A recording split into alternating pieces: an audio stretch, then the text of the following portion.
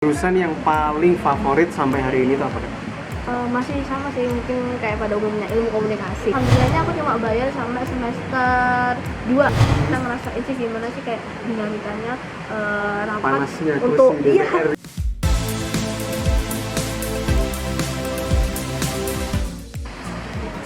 Halo, assalamualaikum warahmatullahi wabarakatuh. Welcome back to my channel, Kacakmun Channel ya. Bagi teman-teman yang belum subscribe, langsung subscribe, like, komen, dan share ke teman-teman kalian. Oke, jadi hari ini kita mau Q&A bareng teman kita dari Kak siapa?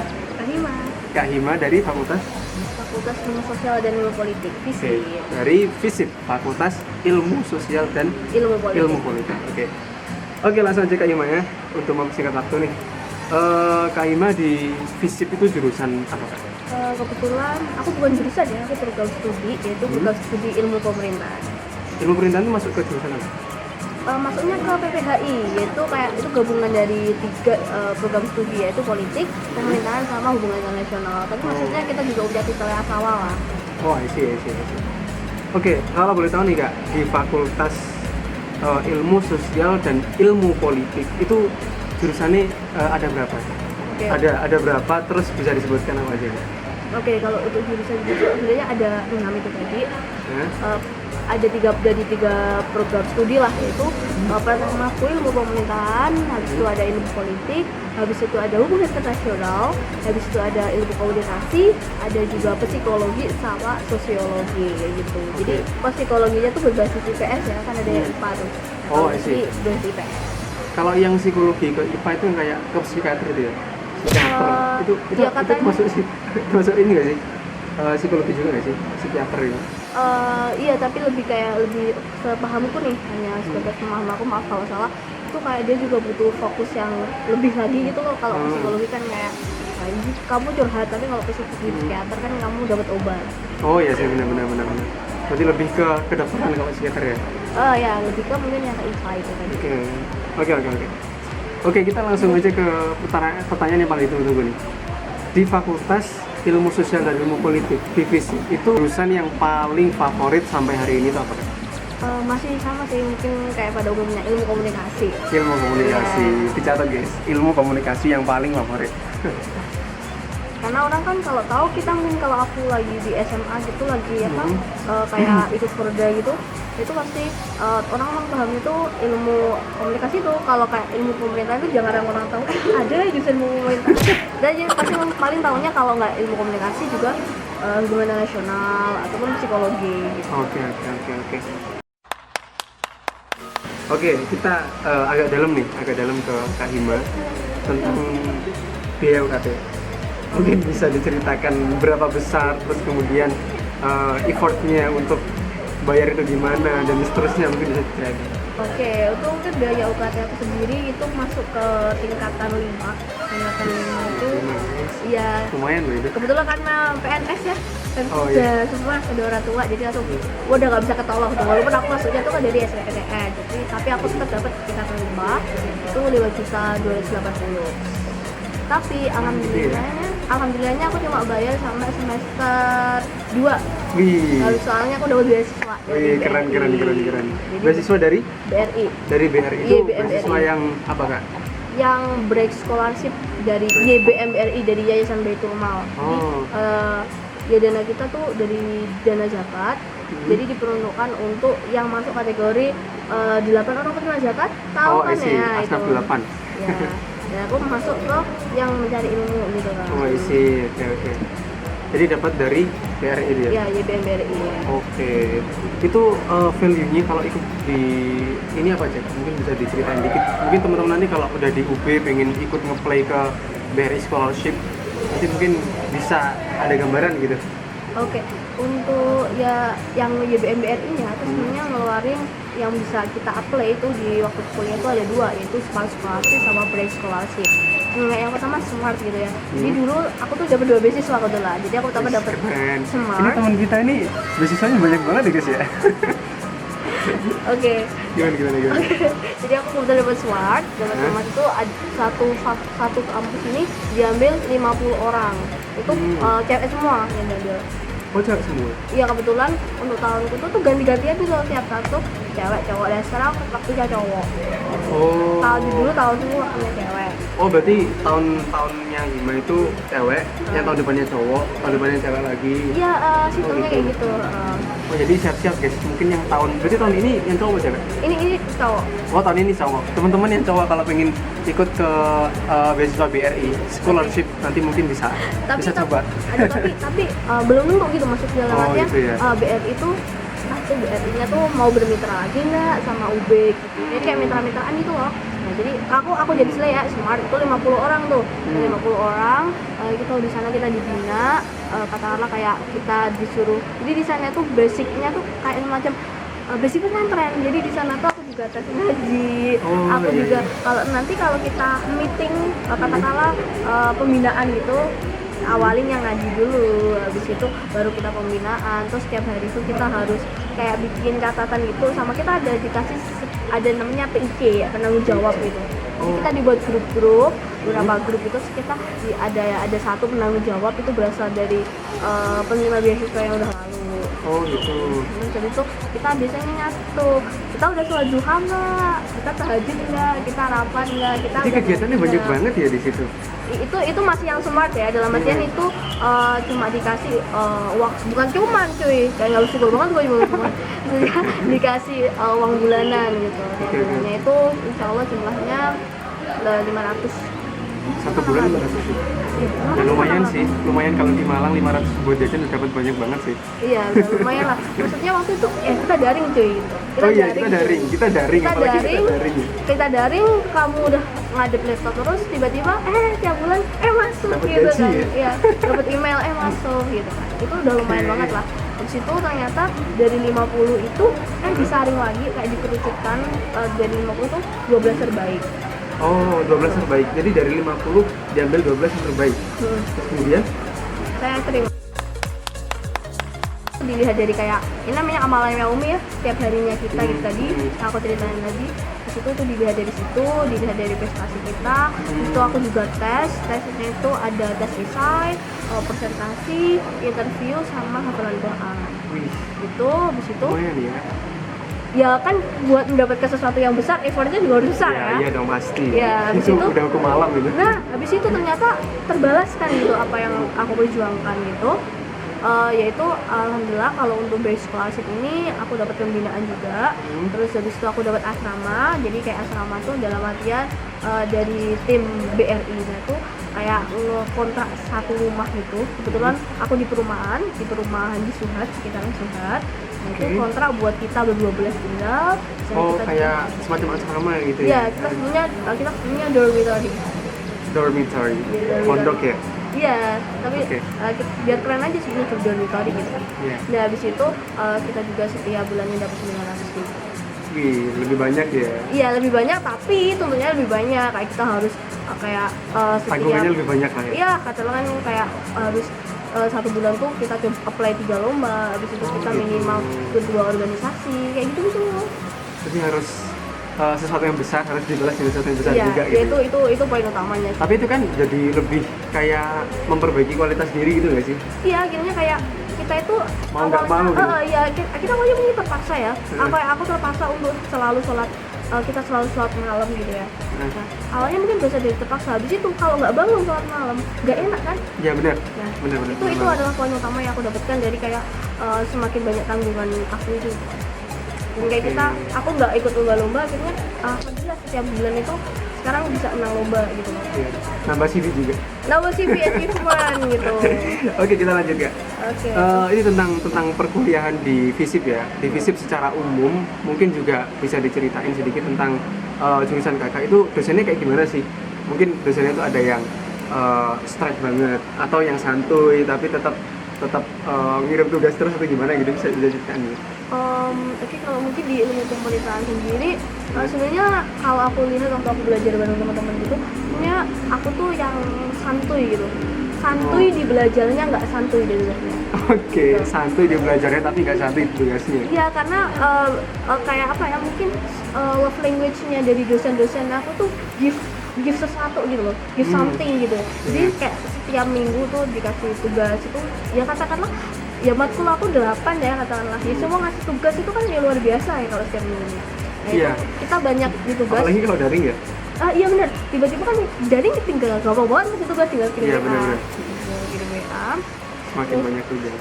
Iya, terus juga karena aku ilmu pemerintah ya, jadi itu ilmu dinamis yang nggak ada salah benernya, nggak ada kayak katakanlah kita harus update ilmunya terus. Jadi kalau pemerintahan Indonesia kan makin kacau, makin banyak tugasnya.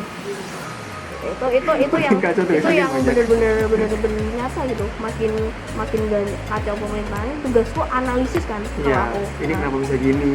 Apa ini solusinya di mana? Gitu. iya, kenapa DPR kok ngeluarin kebijakan kayak gini gitu. Itu yang aku bahas setiap Tapi harinya. kalau boleh tahu nih Kak, kalau di FISIP itu tugasnya mungkin kayak apa sih? Kan kalau di MIPA itu kan aku dari MIPA ya. Mungkin kalau di MIPA itu kan kayak mungkin ada soal dari soal buku-buku kayak gitu. Terus kemudian mungkin juga ada praktikum kayak gitu. Kalau di FISIP tuh tugasnya kayak gimana? Kalau di FISIP ya sebenarnya kita lebih kayak kita coba nulis jurnal, Habis itu ada juga kayak literatur review, kita nge-review juga jurnal atau tulisan-tulisan yang dikasih.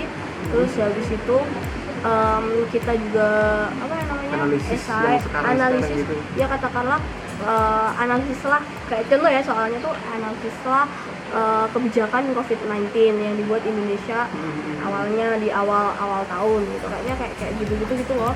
Jadi nggak setahu aku sih kalau soal pilihan ganda ya adanya tuh cuma 2 kali waktu UAS. Itu pun soalnya tuh bukannya soal katakanlah mungkin aku Teori. pahamnya kayak bukan molekul apa yang benar itu nggak ada gitu, jadi kayak cerita panjang terus habis itu menurut kamu manakah kebijakan gitu iya. kayak gitu langsung. Jadi lebih ke kayak pendapat terus Iya. gitu ya. Iya, terus habis itu ya kita praktek kayak gimana sih kayak apa ya, kayak dinamikanya kayak gitu kita di rapat gitu. Jadi kalau boleh tahu di FISIP itu kayak ada praktikum atau segala macam itu ya?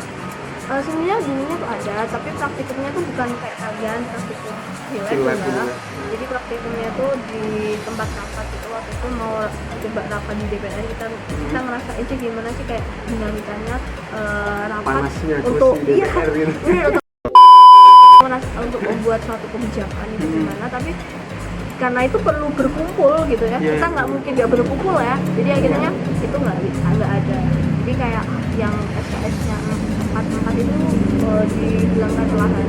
Oh, iya. Karena emang bener-bener nggak mungkin gitu, nggak mungkin dilaksanain, nggak mungkin kan kita mau Apalagi kalau di rumah, offline gitu. nggak mungkin, nggak bisa. Oke, kita lanjutkan. Ini tentang dunianya anak FISIP nih ya. Anak FISIP itu kayak gimana sih? Mungkin mereka hedon atau mungkin cenderung ke serius banget terus style kenceng, atau mungkin mereka lebih kan FISIP nih kayak apa ya, pinter politik atau gimana gitu ya. Oke, sebenarnya kalau ini kan kembali ke kata tergantung ya. Iya. Tergantung ya. Tergantung circle kita, tergantung latar sendiri. Tapi kalau aku lihat kebanyakan kalau teman-teman aku tuh rapi. Karena FISIP ya katakanlah dosen kita juga selalu mengingatkan kita bahwasanya kita itu akan belajar gimana kita itu disorot oleh publik. Iya, benar-benar. Kalau kalian nggak rapi gimana? Iya, harus Tuh, rapi. rapi. Kayak sekarang ini rapi banget. Oke, ya.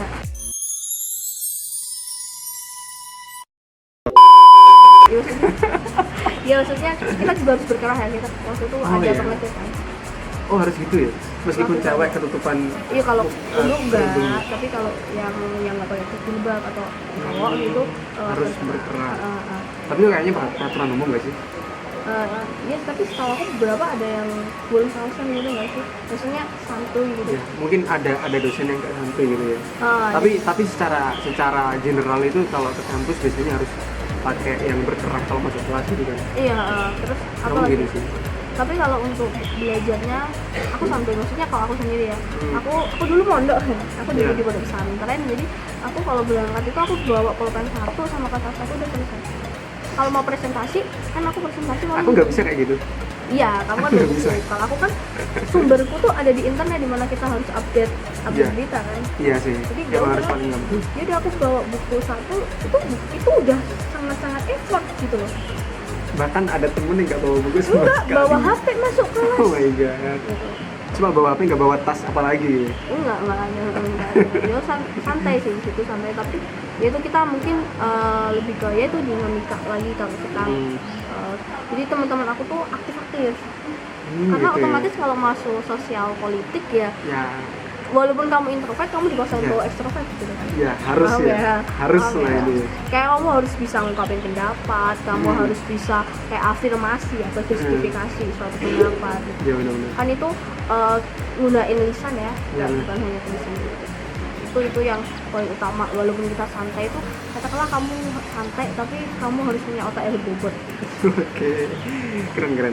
Oke lanjut Kak. Ini tentang dunia organisasi. Kan Kakak kan di UB kan banyak organisasi. Ya. Nah salah satunya juga mungkin organisasi intra maupun ekstra gitu. Nah itu mungkin di Kak Hima ini ikut organisasi apa aja kalau boleh tahu? Mungkin organisasi kepanitiaan atau apa yang Kak Hima ikutnya di situ gitu? Oh, oke. Sebenarnya kalau untuk sekarang ya karena udah semester 6 jadi ya udah lepas ya.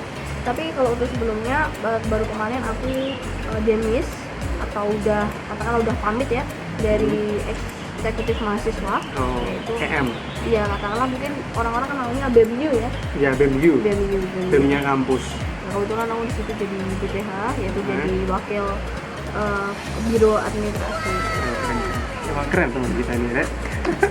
Nah, mungkin sebelumnya maksudnya kan nggak mungkin tiba-tiba wah aku jadi wakil di katakanlah biasanya nyebutnya wakil menteri gitu ya, wakil menteri di BEM juga kan langsung tiba-tiba jadi wakil kan nggak mungkin ya. Jadi pasti juga ada step juga. Aku dulu juga pernah ikut BEM dan terus juga pernah ikut juga kan nggak selesai sih karena harus itu karena langsung kepilih jadi EM.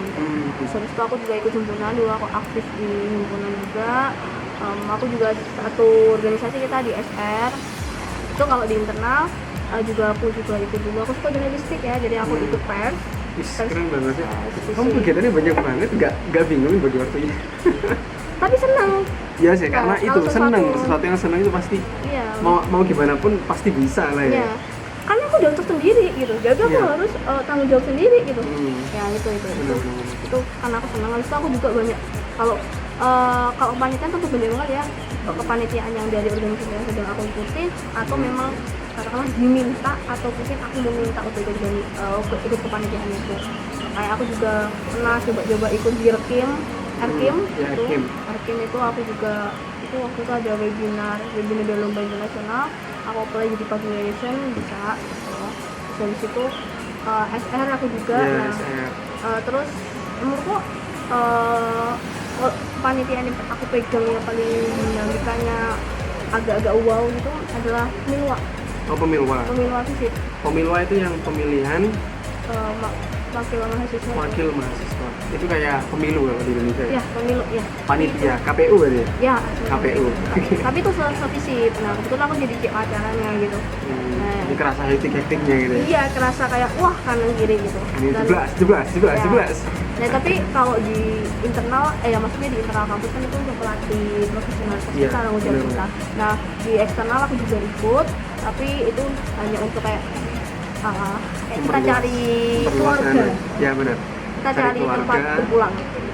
Mencari tempat pulang. Ya, kukira kau rumah. Ya tadinya cuma buat singgah bentar ternyata. Ya, kayak gitulah semacam kalau organisasi eksternal gitu. Jadi penting. Oke. Aku mau tanya nih, kan kakak kan ikut banyak organisasi, banyak kegiatan, terus juga ikut mungkin UKM atau segala macamnya ya. Itu cara belajar kakak tuh gimana? Sistem belajarnya, cara bagi waktu antara kuliah, tugas, sama mungkin dormitorinya tadi. Oh, oke. Sebenarnya semua yang kamu sebutin kayak dormitori, kuliah, maupun tugas itu maunya tuh menjadi nomor satu. Tapi tentu kita nggak bisa. Iya, nggak bisa. Jadi pasti ada skala prioritasnya masing-masing ya. Aku tetap kuliah karena kuliah merupakan amanah dari kedua orang tua juga. Walaupun yang bayari sekarang BRI bukan kedua orang tua kan, tapi juga tetap itu adalah yang utama. Jadi kalau kayak kemarin kalau bisa selesaiin terus selesaiin dulu kuliahnya dimanapun walaupun sambil nangis selesaiin dulu. Terus habis itu karena aku suka organisasi, aku suka kumpul orang, jadi habis itu aku capeknya itu aku lari ke organisasi gitu. Jadi Tau ke nggak sih, capek organisasi itu kuliah. organisasi bukan sebagai beban tapi sebagai Iya. tempat pulang malah. Iya, ya. malah kayak aduh aku capek nih. Kayak aku cuma lihat banyak jurnal, apalagi kalau pemerintahan kan banyak yang Inggris ya. Nah itu ya udah aku kerjain kayak tor, aku buat webinar, aku seringnya jadi CEO acara aku di humas ya. Jadi ya udah Itu malah seneng gitu ya. seneng, terus nanti ketemu orang banyak itu kayak aku telepon orang, bisa nggak itu ngisi hari ini. Itu kayak seneng, apalagi juga sering juga jadi moderator MC, jadi ya malah tambah senengnya gitu, Keren tambah banget senengnya organisasinya gitu. Oke. Ini Kak, ada pertanyaan yang agak menggelitik nih. Mungkin di sini Kakak sempat ngerasa salah jurusan ya? Oh sempat pasti ada ya, pasti ada. Kayaknya Kak, mahasiswa kalau nggak salah jurusan itu kurang gitu ya. Iya, tapi habis itu oh ya udah bisa gitu. Karena kayak ngerasa salah jurusan itu karena bagaimanapun ilmu pemerintahan itu tetap ada politiknya ya. Katakanlah politik itu tidak semuanya buruk, tapi tidak semuanya baik. Kayak jadi kayak aku semacam takut sama masa depan gitu. Oh berarti nanti kedepannya aku harus main di dunia politik nih. Aku pikirnya.